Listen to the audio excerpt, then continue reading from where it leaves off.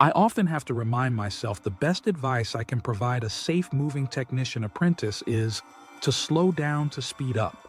The few minutes it takes to demonstrate the basics, the foundation work, will go a long way with the customer satisfaction of our service. Not every safe move is going to be highly difficult.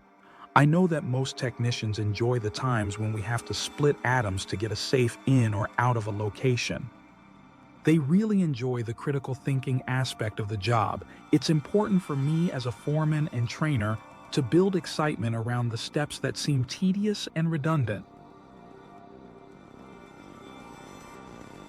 It's already difficult to figure out how to get a safe to fit into your home decor. Now add an eyesore to the front-facing area. Ugh. At that point, you might as well hide it in the garage. There's nothing like touching the surface of a steel safe. It does often provide you with a sense of security while moving it. However, the unforeseen and unexpected always lurks. There's nothing worse than a customer having to look at an ugly scratch, ding, or scuff on the paint job. So, in just a few more short words, take the time to apply a moving quilt or two, slap a little brown tape around it, and roll on some 80-gauge stretch wrap. After moving more than 2,000 safes in the last 10 years, I still feel like I learned something new on every move. If you don't feel up to the task and you're looking for a professional attitude and skilled technician, don't hesitate to reach out to us at 833-202-6683. You may notice that in this video, we do have the safe on a 4-wheel furniture dolly. This 4-wheel furniture dolly has 5-inch wheels.